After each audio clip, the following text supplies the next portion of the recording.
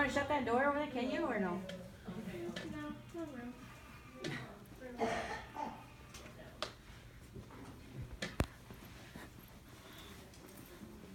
know. I'll just take it. Okay. We'll go in the other door. Alright, hi. My name is William. And I'm here today to give a speech to you about a day in the life of a paramedic.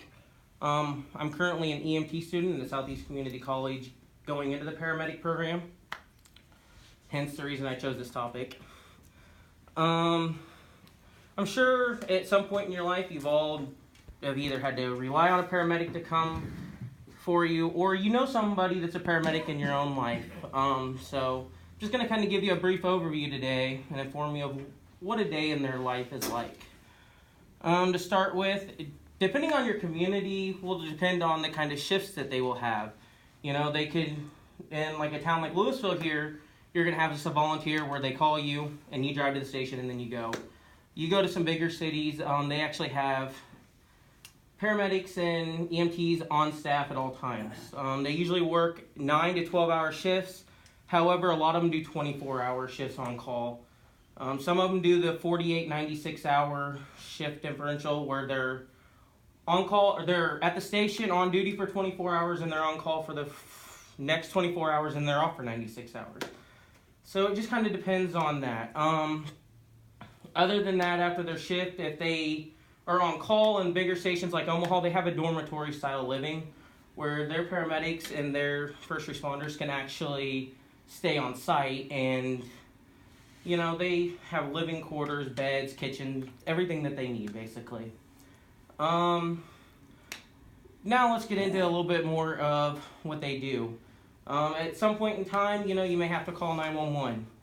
Paramedics are dispatched usually on ALS units, which is advanced life support. They're called out for the critical cases. It's just a minor case, you usually just get EMTs, but if they can't handle it, they call paramedics. Paramedics are the most highly trained pre-hospital care professional you can get. That is coming from emspro.com, as well as pre-hospital emergency care.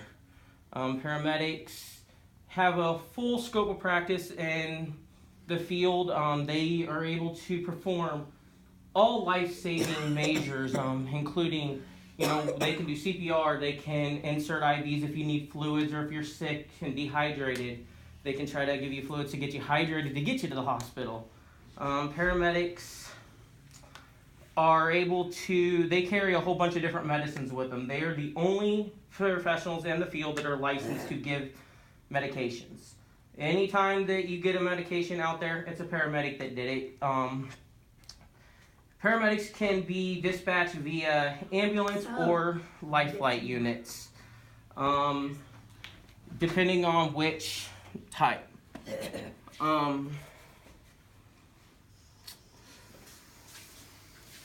So then you get to, let's see.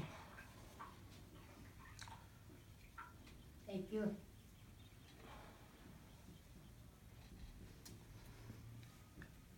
Different types of calls that they may get dispatched to, according to ems1.com, is that it could be just as minor as you're nausea, you're sick, and you don't feel right, so you call 911.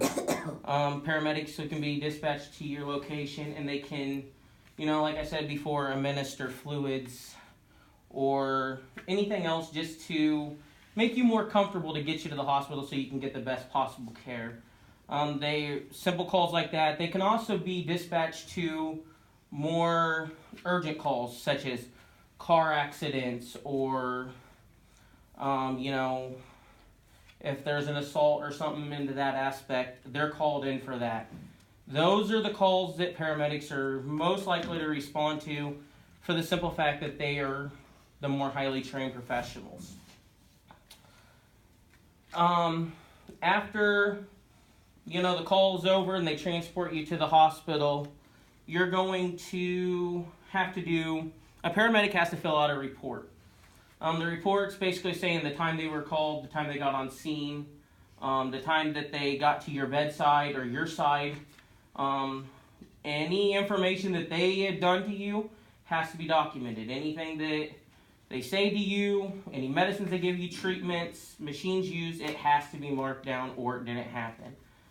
It's for your safety and the paramedic's safety, for as far as if somebody maybe forgot and they don't think they got the best possible care, the paramedic has kind of proof to say, hey, this is what we did if it ever went to court.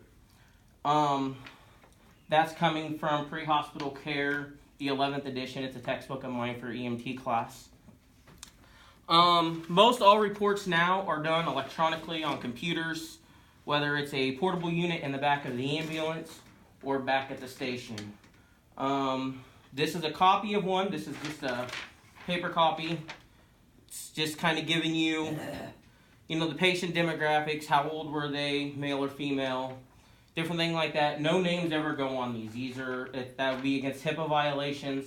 So this is more of a private document.